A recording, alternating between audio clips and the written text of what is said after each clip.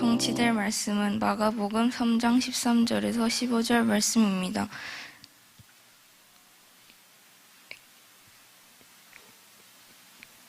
다 함께 합독하시겠습니다.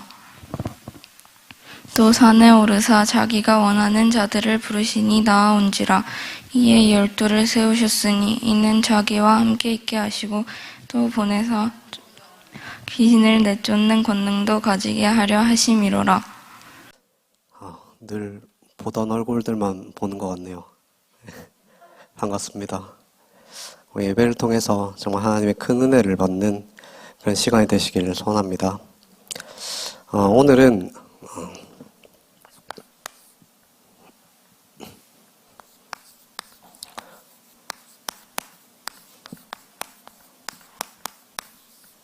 사람을 낚는 어부라는 제목으로 우리 말씀을 보도록 하겠습니다.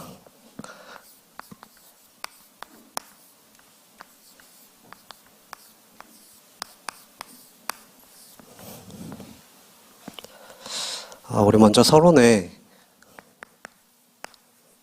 지난주 강단 말씀이죠. 우리 다니엘과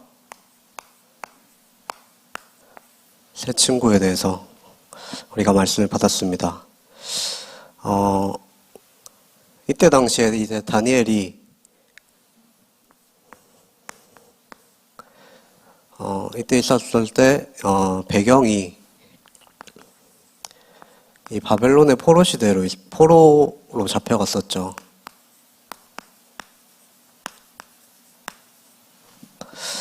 그래서 당시 이제 바벨론 왕이었던 그 느부갓네살 왕이 이제 3차에 걸쳐서 남유다 백성들을 이제 포로로 잡아가고 또 결국 마지막에는 이 남유다를 멸망시켜서 이 이스라엘의 이 왕정 시대를 끝냈던 그런 장본인입니다. 그래서 이 느부갓네살 왕이 이 남유다를 침공하면서 3차에 걸쳐서 계속 포로들을 잡아들였는데 이제 남유다의 수많은 인재들을 이제 포로로 잡아들였죠. 그 중에서 이제 이 다니엘과 세 친구들이 포함이 되어 있었습니다. 그래서 이 다니엘 세 친구는 이제 이 1차로 포로로 잡혀갔을 때 이때 잡혀갔던 그런 청년들이었죠. 근데 이 다니엘과 이 세 친구들은 신실하게 하나님을 믿었고 섬겼던, 그리고 언약을 붙잡았던 그런 사람들이었죠. 그래서 포로로 잡혀갔을 때 뜻을 정했다고 했습니다. 뜻을 정하고 우상을 섬기는데 사용했던 이런 왕의 음식들을 먹지 않았죠. 그리고 그 대신 이제 풀들, 이제 채소들만 그렇게 먹게 됩니다. 그런데 하나님의 은혜로 오히려 이제 좋은 음식을 먹었던 사람들보다 더 얼굴이 빛나고 또 하나님께서 남들보다 더 지혜롭고 총명하게 그렇게 만드셨죠. 그래서 나중에 왕 앞에 섰을 때는 그 지혜와 총명이 온 나라에 있는 모든 이제 지혜자들보다 10배나 더 나았다고 다니엘서 1장 20절에 그렇게 기록이 되어 있습니다. 그러다 보니까 이 사람들이 이제 느부갓네살 왕의 눈에 들었겠죠.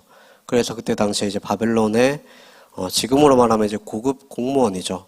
고급 공무원이 돼서 일을 하게 된 것입니다. 그래서 우리가 이 다니엘과 세 친구에 대한 일화들은 많이 들었죠. 그동안 많이 듣기도 했고 또 지난주에 강단 메시지에서 우리가 말씀하셔서 잘 알고 있죠. 그래서 오늘은 그 중에서 조금 대표적인 세 가지 사건들을 좀 짚으면서 짚어보도록 하겠습니다. 첫 번째로 이 느부갓네살의 첫 번째 꿈을 해석하는 사건이 있었죠. 그래서 어느 날 느부갓네살 왕이 이제 왕이 된 지 2년 만에 이제 꿈을 꾸게 됩니다. 그런데 이 꿈이 너무나도 선명하고 뭔가 거대한 꿈을 꿨는데 그냥 단순히 꿈으로 넘길 수 없는 그런 꿈이었어요. 그래서 이 느부갓네살 왕은 이 자기가 꾼 꿈을 해석하게 하려고 전국에 있는 이제 점쟁이들이나 또 훌사들, 또 지혜자들을 다 불러 모았죠. 그런데 이 왕은 이제 자기가 꾼 꿈을 너무나 중요한 꿈이라고 생각하고 이 사람들을 시험을 합니다. 그래서 너희가 이 꿈을 해석하고 미래를 예견할 수 있는 사람이라면 너희는 내가 꾼 꿈이 뭔지도 맞출 수 있을 것이다. 그러니까 내 꿈이 뭐였는지를 너희가 알아내고 그 꿈을 해석해봐라. 그렇지 않으면 너희를 사기꾼이라고 생각하고 다 죽여버리겠다. 이렇게 말을 하죠. 그래서 사실 이 조직에는 다니엘과 세 친구들도 포함이 되어 있었습니다. 그래서 이 다니엘서 2장 17절에 보면 이 다니엘이 세 친구들을 불러서 하나님께 기도를 하게 되죠. 이 왕의 은밀한 꿈을 알게 하셔서 죽음을 명쾌해 달라고 그렇게 기도를 합니다. 그래서 하나님께서 이 기도에 응답을 하셨죠. 그래서 다니엘에게 환상을 보이시고 이 느부갓네살 왕이 꿨던 꿈을 보여주게 됩니다. 그리고 지혜를 주셔서 이 꿈을 해석하게 했죠. 그래서 이제 다니엘서 2장 31절에서 쭉 보면은 이 꿈을 해석을 합니다. 그래서 이 왕의 꿈에 보면은 신상이 나왔죠. 큰 신상이 나왔는데, 그리고 이 신상의 각 부분들, 이 부분들이 각기 다른 재료들로 이렇게 이루어져 있었다고 했습니다. 그래서 이 꿈을 해석하기를 이 신상의 각 부분들은 이 바벨론의 뒤를 이어 세계를 다스릴 강대국들을 의미한다고 했죠. 그래서 근데 이 강대국들은 하나님을 대적하는 자들이었습니다. 그래서 성경학자들의 이제 해석들을 좀 보면, 그래서 이 나라들은 이 과거의 역사 속에 있었던 바벨론을 포함해서 페르시아, 그리스, 로마, 그리고 로마 제국을 뒤이을 다른 나라들의 그런 순서로 해석을 하죠. 그리고 꿈의 마지막에 나오는 이제 손대지 않는 돌이 이 신상을 무너뜨리게 되는데, 이 돌을 바로 예수 그리스도를 상징하는 것입니다. 그래서 이 하나님이 돌 하나로 이 바벨론과 같은 세상 왕국을 치시고 또 영원한 하나님의 나라를 세우신다는 것을 이제 의미를 하죠. 그래서 이 꿈이 사실상 의미하는 것은 이 세상의 통치자가 결국에는 세상의 왕이 아니라 하나님이시라는 것을 알라는 의미로 이 꿈을 느부갓네살 왕에게 준 것입니다. 그래서 이 느부갓네살 왕은 이 다니엘의 말을 믿을 수밖에 없었죠. 왜냐하면 이제 자기가 꿈을 가르쳐 주지도 않았는데 그 꿈을 알고 또 해석까지 했으니까요. 그래서 이 왕은 이 다니엘의 꿈이 해석하는 걸 보면서 이 다니엘에게 역사하신 하나님을 보게 되고, 또 너희 하나님은 참으로 모든 신들의 신이시요 또 모든 왕의 주제시로다, 이렇게 말을 하면서 이 하나님을 인정하는 그런 사건이 이 바로 꿈 해석 사건입니다. 그리고 두 번째로 이 다니엘의 세 친구들이 이 풀무불에 던져지게 된 그런 사건이 있죠. 그래서 이때도 이제 느부갓네살 왕이 이 세 친구들은 다른 지역에서 일을 하고 있었는데, 이 세 친구들이 일하고 있는 지방에 금으로 신상을 세우고 이 금신상에 절을 하라고 이제 명령을 합니다.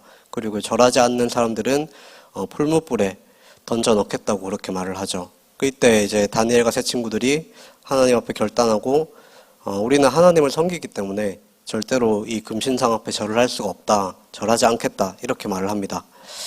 그래서 이 말을 들은 왕이 또 화가 나서 너희가 절하지 않으면 너희를 풀무불에 던져버리겠다. 그래서 내가 왕인데 누가 너희를 능히 건져내겠냐, 이렇게 말을 합니다. 그런데 이때 사드락 메삭 아벳느고가 중요한 말을 하죠. 우리가 섬기는 하나님께서 우리를 풀무불 가운데서 건져내시고 또 왕의 손에서도 건져내실 것이다. 그 뒤에 더 중요한 말을 합니다. 그리 아니하실지라도, 하나님께서 우리를 이 풀무불 가운데서 건져내지 아니하실지라도 하나님의 뜻인 줄로 알고 절대로 우리는 우상 앞에 절하지 않겠다, 이렇게 결단을 한 것입니다. 그래서 이 말을 듣고 이제 더욱더 열을 받은 이제 느부갓네살 왕은 이 풀무불의 불을 7배나 더 뜨겁게 만들죠. 그래서 얼마나 뜨거웠냐면 이 세 친구들을 던져 넣으려고 데려갔던 그 사람들이 입구에서 타 죽을 만큼 그만큼 뜨거웠습니다. 그런데 이 풀무불에 던져진 세 친구들은 죽지 않았고 이 불 가운데를 유유히 걸어 다녔다고 했죠. 그런데 왕이 이 광경을 지켜보다가 깜짝 놀라는 사건이 일어납니다. 이 사람들이 이 불 가운데로 걸어 다니는 것만 해도 신기한데, 분명히 세 사람을 집어넣었는데 이 세 사람이 아닌 네 사람이 불 가운데로 걸어 다니고 있는 것을 목격을 했죠. 그리고 그 세 사람 중에 네 사람 중에 한 사람은 뭔가 신비하고 능력 있는 그런 형상을 가지고 이들을 지키고 보호해주는 그런 모습으로 같이 이제 걸어 나오고 있는 것을 목격을 한 것입니다. 그래서 이 불에서 나온 새 친구들은 그 흘린 자국도 하나도 없고 탄 자국도 하나도 없었죠. 그래서 이 일을 통해서 또 느부갓네살 왕은 이 새 친구들을 구원하신 하나님을 또 두려워하게 되고 또 이 하나님을 찬양하는 그런 사건이 일어납니다. 그리고 세 번째로는 이 다니엘이 이 사자굴에 던져진 그런 사건이 일어나죠. 이때 당시에 왕이 이제 다리오 왕이었습니다. 근데 이 다리오 왕은 이 다니엘을 너무나도 아끼고 너무나도 총애했던 그런 왕이었죠. 그래서 이 다니엘을 총리가 그때 당시 3명이었었는데 그 3명 중에 1명으로 총리로 세우고 이 다니엘을 제일로 아끼는 그런 왕이었습니다. 그러다 보니까 이제 다른 총리들이나 고관들이 시기 질투를 하게 됐죠. 그래서 이제 한 가지 계략을 꾸미게 됩니다. 이 다니엘이 자기가 정한 시간에 하나님 앞에 예배하고 기도하는 것을 보면서 이제 왕한테 가서 30일 동안 왕 말고 이제 다른 신에게나 다른 사람에게 구하면 이 사자굴에 던져 넣을 것을 왕에게 요청하고 왕이 이것을 승인하고 그래서 이것을 법으로 만들게 되죠. 그런데 다니엘은 그거를 알고도 이제 거기에 굴하지 않고 이제 이 조서에 왕의 도장에 찍혀서 법으로 만들어진 그 사실을 알고 나서도 자기 집에 돌아가서 전에 하던 대로 이제 예루살렘을 향해서 성전을 향해서 하나님께 하루 3번씩 기도하면서 하나님께 감사했다고 했습니다. 그래서 이 다니엘이 이 왕의 법을 어겨버린 거죠. 그래서 이 왕은 다니엘을 너무나도 사랑했지만 아꼈지만 이 다니엘이 법을 어겼기 때문에 어쩔 수 없이 법대로 사자굴 속에 던져 넣을 수밖에 없게 되었습니다. 그래서 여기서 왕이 또 중요한 말을 하죠. 다니엘서 6장 16절에 왕이 이제 다니엘에게 네가 항상 섬기는 너의 하나님이 너를 구원하실 것이다 이런 말을 합니다.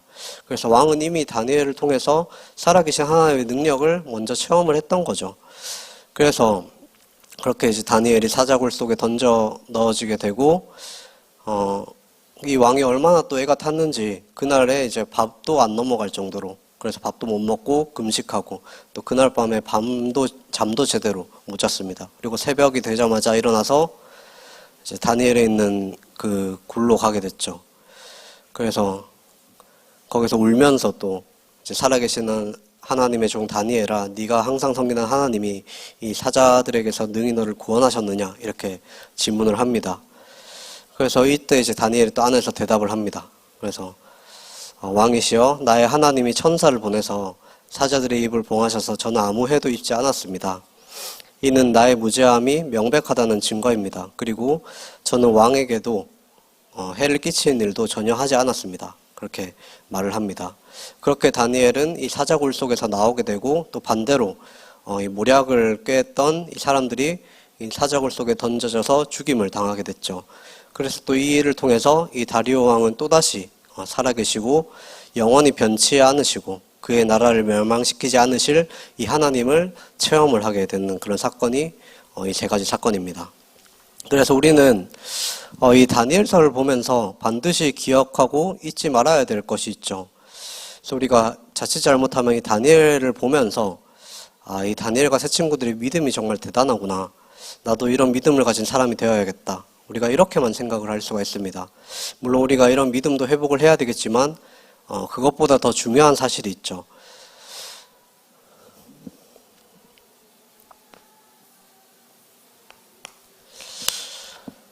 하나님께서 왜 이스라엘 백성들을 부르셨는가?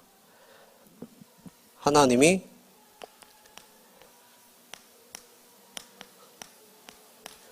우리를 부르신 이유를 우리는 알아야 되겠습니다. 하나님은 우리를 부르신 이유는 많이 들어서 잘 알고 있죠. 이 하나님의 나라의 실현과 성취와 완성 때문입니다. 그래서 우리는 하나님이 우리를 부르신 이유를 이 언약이라는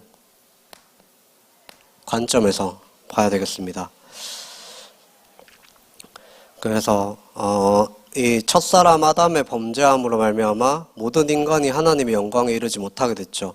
그래서 이 하나님이 만드신 하나님의 나라에서 하나님과 함께 해야만 행복을 누릴 수 있는 그 인간이 이 사단에게 속아서 하나님과 언약을 깨뜨리고 이 하나님을 떠나서 저주와 재앙 가운데, 멸망 가운데 살 수밖에 없게 되었습니다.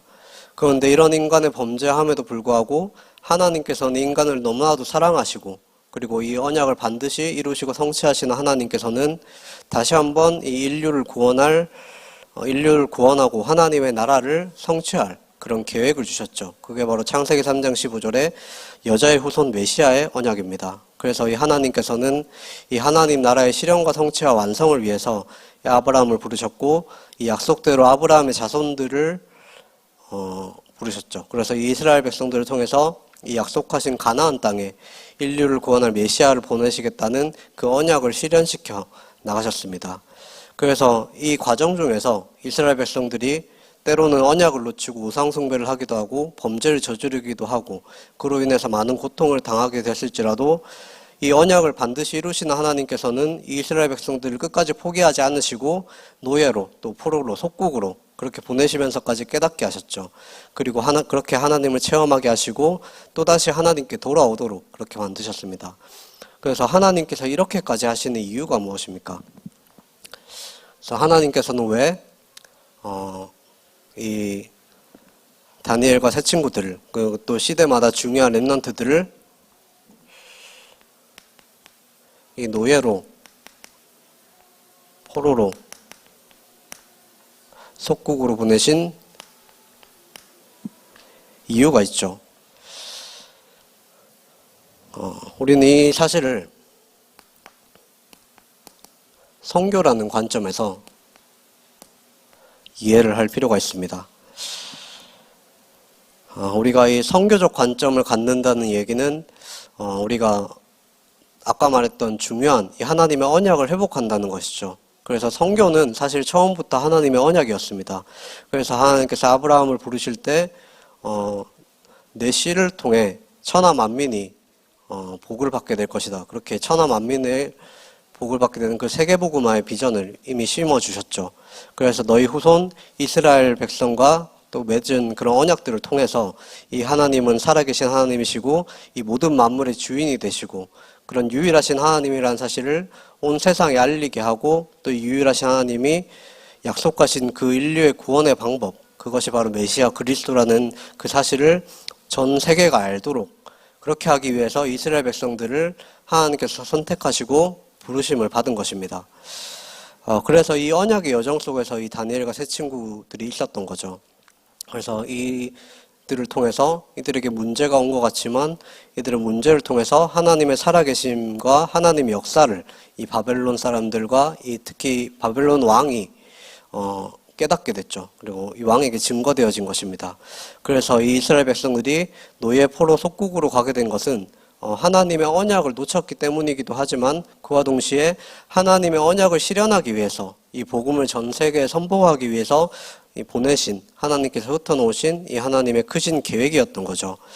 그래서 사실상 이 다니엘과 새 친구들에게는 이 포로라는 사실이 문제가 아니었던 것입니다. 그래서 이 하나님의 살아계심을 체험하게 되는 그런 기회가 됐고 또 다니엘과 새 친구들이 받은 응답을 통해서 이 바벨론 왕이 하나님을 알도록 하는 그런 선교의 문으로 사용이 됐죠. 그래서 우리도 마찬가지로 이런 관점에서 모든 역사를 보고 또 나 자신을 볼 줄 알아야 되겠습니다. 우리가 남들에게 말할 수 없는 어떤 문제 가운데 있을 수도 있죠. 또 우리가 하나님 자녀인데도 불구하고 어려움이 올 수도 있습니다. 근데 여기서 우리는 특히 하나님의 자녀들은 착각을 할 수가 있죠. 내가 믿음이 부족해서, 내가 예배를 잘 안 드려서, 내가 기도를 잘 안 해서 이렇게 착각을 합니다. 물론 완전 틀린 말은 아니지만 근본적으로 보면 좀 착각이죠. 우리의 모든 문제는 사실상 이 그리스도의 십자가 안에서 다 끝났습니다. 그래서 나에게 오는 모든 문제와 모든 고난과 모든 사건들은 하나님께서 나를 통해서 하나님이 살아계심을 나와 내 주위에 알도록 만드는 그런 최고의 기회인 것이죠. 그래서 우리가 문제가 왔을 때 이 문제에 낙심하거나 절망하지 말고 또 다른 방법을 찾는 것이 아니라 우리가 문제가 오면 올수록 더욱더 이제 언약 속으로 들어가야 된다는 것이죠. 그래서 하나님이 우리에게 말씀을 통해서 주신 이 언약을 목사님이 나에게 주신 목사님이 말하시는 그런 언약이 아니라 나의 언약으로 붙잡고 그래서 살아계신 하나님을 체험하는 중요한 기회로 우리가 삼아야 되겠습니다. 그래서 이 축복을 누리는 우리 큰사랑교회 청소년부 여러분들 되시기를 간절히 소원합니다. 그래서 오늘이 이제 사람을 낚는 어부라는 제목인데 이 구약의 약속대로 메시아께서 오셨는데 그분이 바로 예수님이시죠.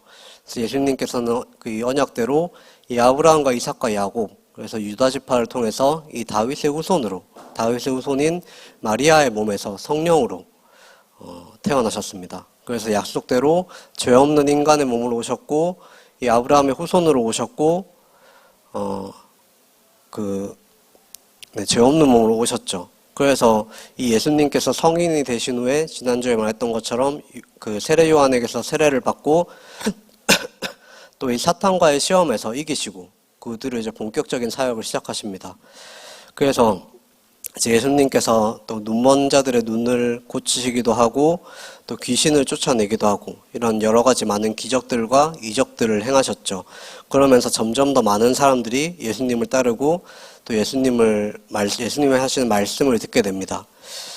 그래서 이 예수님을 따르는 무리들이 너무나도 많을 정도로 그래서 말씀을 전할 수 없을 정도로 이렇게 많이 사람들이 몰려왔죠. 그런데 이 예수님의 관심은 다른 곳에 있었습니다. 이 예수님께서 어느 날 이제 갈릴리 해변 근처를 지나가게 됐죠. 그 해변 근처를 지나던 중에 호숫가에서 어부들을 발견하셨는데 거기서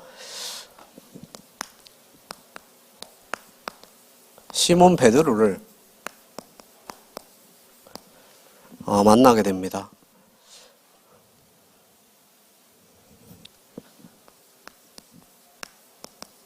누가복음 5장에 나오는 사건이죠. 이 시몬 베드로는 이 갈릴리 호수에서 물고기를 잡았던 어부였죠. 사실 직업이 어부라기보다는 그때 당시 시대적 상황이 이제 생계를 유지하기 위해서 이제 물고기도 잡고 목축업도 하고 이런 상황에서 이제 이 베드로는 물고기를 잡는 그런 일을 하고 있었던 것입니다. 그래서 이 예수님은 이 베드로의 배 위에 올라서서 이제 사람들과 조금 떨어져서 이제 사람들에게 말씀을 전하셨죠. 그리고 그 뒤에 이 말씀을 마치신 후에 이 시몬 베드로를 데리고 갑니다. 그래서 배를 가지고 깊은 데로 가게 하시죠. 그리고는 이 그물을 내려보라고 하셨습니다. 그때 시몬 베드로가 이제 이렇게 말을 하죠.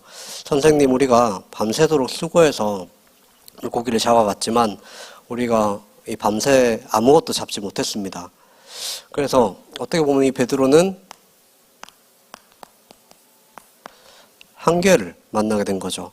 그래서 이 어부가 물고기를 한 마리도 잡지 못했던 것처럼 이 아무리 노력해도 바꿀 수 없는 한계를 우리도 만날 수도 있습니다. 근데 이때 이제 시몬 베드로가 이런 자신의 뭔가 한계 속에서 베드로를 만나게 된 거죠.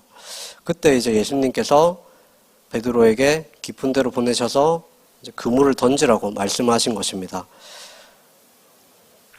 근데 이때 이제 베드로가 이 예수님이 하신 말씀에 순종을 하죠. 그래서 이 베드로는 자신의 경험에 의지하지 않고 예수님의 말씀에 순종을 했습니다. 그래서 우리가 밤새 아무것도 못 잡았지만 내가 선생님의 말씀에 의지해서 그물을 한번 내려보겠습니다. 이렇게 대답하고 그물을 내리죠. 근데 이제 베드로가 예상했던 거랑은 달리 그물을 올려보니까 고기가 너무나 많이 잡혀서 이제 그물이 찢어질 정도로 그리고 배 2개를 가득 채울 정도로 그렇게 고기가 많이 잡혔다고 했습니다. 그래서 이 주변에 있는 사람들까지도 다 놀랐죠. 그래서 이 시몬은 이 모든 것을 보고는 이 예수님이 평범한 사람이 아니라는 그 사실을 다시 한번 깨닫게 되죠. 그리고 이 베드로는 이제 예수님의 발 앞에 무릎을 꿇고 주님, 내게서 떠나주십시오. 저는 죄인입니다. 이렇게 말을 합니다. 근데 이 말에는 많은 의미가 있죠. 좀 이따 설명을 하겠지만. 그래서 이때 예수님은 이제 시몬을 보시면서 이렇게 말을 했죠. 두려워하지 마라. 너는 이제부터 사람을 낳게 될 것이다. 그래서 누가복음 5장 10절에 사람을 낳는 어부로 이렇게 시몬 베드로를 부르신 것입니다. 이 말씀에 이제 시몬 베드로와 또 같이 있던 2명의 또 예수님의 제자들이 있는데 이 시몬과 이제 베드로와 야고보와 요한, 그 세례 요한이 아니라 사도 요한이죠. 이제 사도 요한은 이 육지에 배를 대고 이제 모든 것을 버리고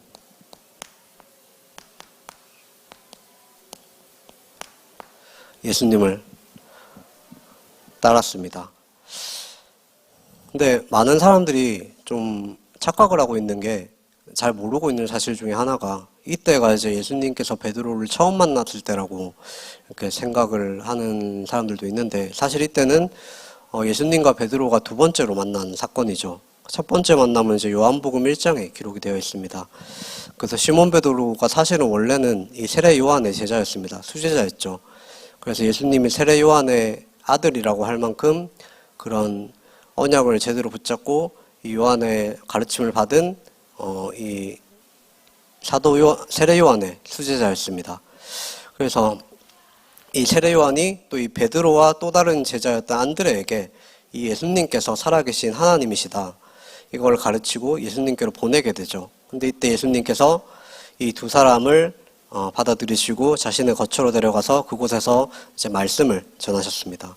이때 예수님께서 시몬 베드로를 보시고 네가 요한의 아들이니 장차 게바라 하리라, 이렇게 말씀하셨죠. 근데 이 게바라는 이름의 뜻이 이 반석, 그리고 베드로라는 뜻입니다. 그래서 이때 이제 이미 예수님께서는 마태복음 16장 16절에 베드로가 이제 주는 그리스도시요 살아계신 하나님을 고백하기 이전부터 이 베드로를 이미 반석처럼 장차 교회를 세우는 반석이 되게 할 것이다, 이렇게 먼저 이제 말씀을 하신 것이죠. 그런데 이 베드로가 이 예수님과 함께 지내는 동안에 이 베드로의 스승이었던 세례 요한이 감옥에 갇히는 그런 사건이 일어납니다. 근데 감옥에 갇혀서 결국에는 얼마 못 가서 이제 목이 잘려서 죽게 됐죠. 그래서 이 사건으로 인해서 이 베드로를 포함해서 많은 이제 그 세례 요한을 따랐던 제자들이 예수님 곁을 떠나게 되죠. 그리고 이제 베드로와 안드레는 다시 옛날로 돌아가서 고기 잡는 일로 이제 시간을 보내고 있었는데, 이때 예수님께서 다시 이들을 찾아오신 그 사건이 바로 이 누가복음 5장의 사건인 것입니다. 그래서 이 베드로는 예수님을 따랐었지만 이 세례 요한의 죽음으로 인해서 낙심해서 이 예수님을 한번 떠났던 그런 사람이었죠. 그래서 예수님이 베드로에게 이제 물고기가 그물에 가득 차는 그런 이적을 행하셨을 때 두려워하면서 자신을 떠나달라고, 자신은 죄인이라고 이렇게 말을 했던 것입니다. 그리고 또 이런 배경 속에서 예수님이 살아계신 하나님의 아들이시다는 그 사실을 체험했기 때문에 아까 말했던 것처럼 이제 모든 것을 버리고 예수님을 따를 수가 있었던 거죠. 그래서 예수님께서는 이 베드로를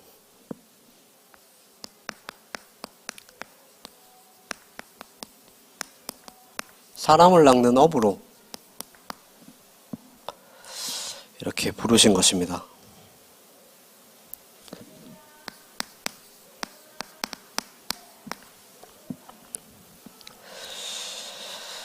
그래서 예수님은 이제 베드로를 사람을 낚는 어부로, 다시 말해서 이제 전도자로 택하시고 부르신 것이죠. 그래서 우리가 어떤 사람이 이제 사람을 낚는 어부로 이제 쓰임 받을 수 있는가, 그걸 알아야 되겠죠. 첫 번째로는 예수가 그리스도라는 이 사실을 그냥 단순히 아는 것이 아니라 믿는 자를 이제 하나님께서 사용하십니다. 그래서 베드로는 이제 성경을 보면 실수도 많이 하고 또 때로는 헛소리도 좀 많이 해서 이 예수님께 꾸중도 많이 들었죠. 그리고 예수님이 십자가에서 못 박혀서 돌아가시게 됐을 상황에 이 베드로가 예수님을 3번이나 부인하고 그렇게 예수님을 떠나기도 했었죠. 그런데도 예수님은 끝까지 이 베드로를 포기하지 않으시고 이 부활하신 이후에도 찾아가셔서 이 베드로를 다시 일으켜서 전도자로 세우셨습니다. 그 이유가 뭡니까? 이 베드로는 이 전도와 선교를 위해서 하나님이 택하신 자였기 때문입니다. 그래서 이 베드로는 실수도 많이 했고 또 예수님을 부인하기도 했지만 사실 마음속으로는 이 예수님이 그리스도라는 사실을 믿고 있었죠. 그런데 사실상 이 믿음조차 하나님의 은혜였다는 사실입니다. 그래서 마태복음 16장 16절에 주는 그리스도시요 살아계신 하나님의 아들이십니다를 이제 고백한 베드로에게 예수님께서는 네 믿음이 좋구나 이렇게 얘기하지 않고 시몬 베드로야 네가 복이 있구나 이것을 네게 알게 하니는 이 하늘에 계신 하나님 아버지시다 이렇게 예수님이 말씀을 하십니다. 그래서 우리가 이 단순히 복음을 듣는다고 해서 믿어지는 것이 아니라 이 믿음도 하나님께서 은혜로 우리에게 선물로 주셔야 가능한 거죠. 그래서 예수님께서 이 그리스도라는 사실을 믿고 하나님의 자녀가 된 여러분들은 이제 하나님이 택하셔서 부르신 그 하나님의 자녀라는 사실을 여러분들은 기억을 하셔야 되겠습니다. 그래서 여러분들에게 나는 하나님의 은혜로 택하심을 받은 하나님의 자녀라는 이 정체성과 자부심이 있어야겠죠. 그래서 우리가 다른 거는 다 흔들려도 이 사실만은 절대로 흔들리지 말기를 소원합니다. 그래서 이 하나님이 여러분들을 택하셔서 부르셨는데 하나님께서는 여러분들을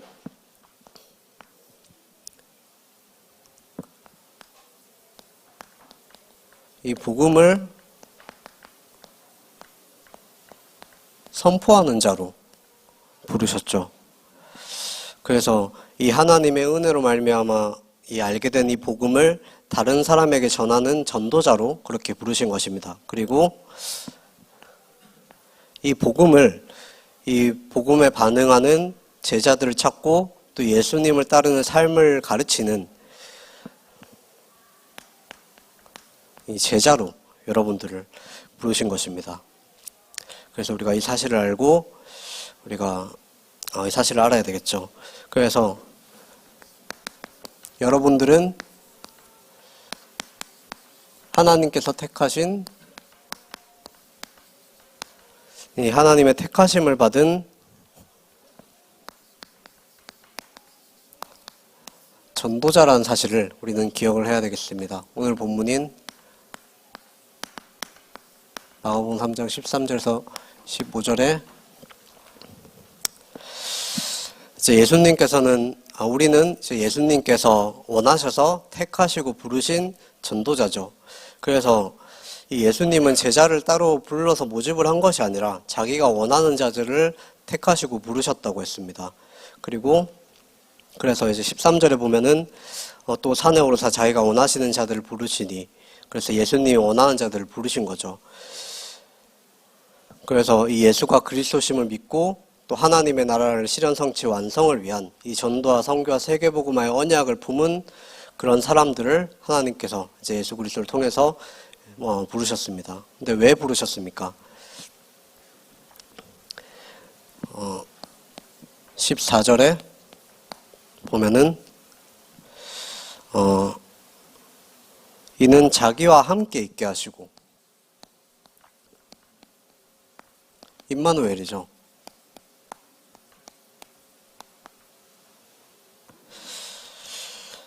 그래서 하나님께서는 우리를 먼저 하나님과 함께하는 이 임마누엘의 축복을 누리게 하도록 하기 위해서 우리를 부르신 것입니다. 그래서 우리가 전도라고 하면 되게 부담을 많이 갖는데 그리고 나랑은 거리가 좀 멀 거라고 생각을 하지만 우리가 전도라는 것을 먼저 생각하기 이전에 우리가 이 축복을 먼저 누려야 되는 것입니다. 그래서 이게 안 되는데 우리가 전도를 해야 된다 많이 들어서 전도를 하려고 하면 많이 부담스럽죠. 그래서 이 하나님이 나와 함께 하심을 그것을 누리면 먼저 찾아오는 것이 우리의 마음의 화평함이 먼저 찾아오게 되는 것입니다. 그래서 하나님께서 우리를 부르실 때 하나님이 자녀로 부르시면서 우리를 화평케 하는 자로 부르셨죠. 그래서 우리가 하나님과 화목하고 이 사람들과 화목한 그런 자로 우리를 부르셨습니다. 그러려면 우리가 먼저 나 자신과 또 화목을 해야 되겠죠. 나 자신과 화목하고 먼저는 이제 하나님과 화목을 해야 또 사람들과 화목할 수 있는 그런 힘이 생기는 것입니다. 그래서 또 14절에 그때 우리가 전도도 할 수 있는 것입니다. 그래서 하나님께서 우리를 전도자로 부르셨는데 이 말 우리를 그리스도의 증인으로 부르셨다는 말이죠. 그래서 이 다니엘처럼 우리가 자신은 하나님의 언약을 붙잡고 하나님만 바라보고 이제 예배를 드리고 하나님께 기도하면서 이걸 누렸을 뿐인데 왕이 그거를 보고 이제 하나님의 살아계심을 체험을 하게 됐죠. 이게 진짜 전도인 것입니다. 그래서 우리가 아까 말했던 것처럼 이 복음을 누리게 되면 마음의 화평이 생기고 내가 행복하면 또 이 축복을 모르는 사람들에게 또 전하고 싶어지게 되겠죠. 이게 바로 전도인 것입니다. 그래서 하나님은 이 일에 우리를 증인으로 세우시고 이것을 위해서 여러분들을 부르신 것이죠. 그리고 세 번째로 이 귀신을 내어 쫓는 권능도 가지게 하려 하심이로라 이렇게 말씀을 하셨습니다. 그런데 이걸 이제 다르게 말하면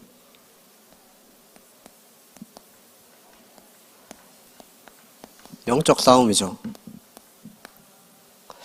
사실 우리가 이 복음을 누리는데 이 일을 가장 방해하는 존재가 있습니다. 그게 바로 사탄이죠. 그래서 이 사단은 끝까지 우리가 복음을 누리지 못하도록 그렇게 방해를 합니다. 그래서 우리의 아주 작은 틈을 노리고 우리가 걱정하고 근심하도록 만들고 또 우리의 관심을 복음이 아닌 다른 곳으로 계속 돌리도록 그렇게 만들죠. 그래서 우리는 이 사단과의 영적 싸움이 정말로 중요한 것입니다. 그래서 우리가 영적 싸움이라고 할 때 이 흑암 세력을 결박하는 게 뭐 가장 첫 번째이기도 하고 중요하지만 더 중요한 게 이 우리가 복음을 누리는 거죠. 그래서 우리가 사실 이 복음의 능력이 아니면 이 사단의 권세를 결박할 수 없고 꺾을 수가 없기 때문입니다.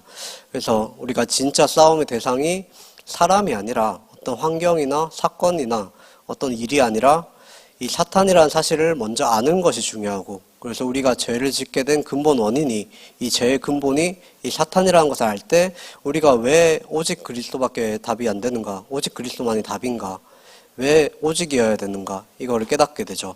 그래서 이 진짜 싸움의 대상이 사단이라는 것을 알 때 이 사탄을 꺾는 유일한 길인 예수 그리스도의 복음을 누릴 수 있게 되는 것입니다. 그래서 우리가 오늘 주신 말씀을 붙잡고 정말 하나님과 함께함을 누림으로써 우리가 하나님과 화평하게 되고 또 이 그리스도의 복음을 누리고 전하는 참된 전도자의 길을 걸어가는 우리 큰사랑교회 청소년부 여러분들 되시기를 간절히 소원하겠습니다. 기도하겠습니다. 살아계신 하나님 아버지, 정말 우리 큰사랑교회 청소년 랩런트들이 그리고 또 여기 모인 모든 우리 성도님들이 정말 하나님과 함께함을 먼저 체험하고 하나님과 함께함 속에서 하나님과 화평해지고 또 나 자신과 화평해지고, 그래서 정말 이 복음을 이 전 세계에 전하는 증인으로서 세워질 수 있는 우리 큰사랑교회 청소년부 될 수 있도록 주님께서 인도하여 주옵소서.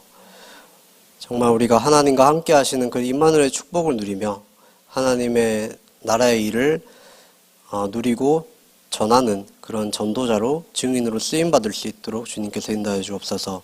이 일을 위해서 정말 우리가 하나님과 함께함을 누리는, 그리고 이 복음을 전하는 일에 끝까지 방해하는 사단의 권세가 있습니다. 이 사단의 권세를 예수 그리스도 이름으로 결박시켜 주옵시며 우리가 이 복음을 누림으로 말미암아 이 사단과의 영적 싸움에서도 승리할 수 있는 우리 큰사랑교회 청소년부 될 수 있도록 주님께서 인도하여 주옵소서. 이 모든 말씀 살아계신 예수 그리스도 이름으로 기도합니다. 아멘.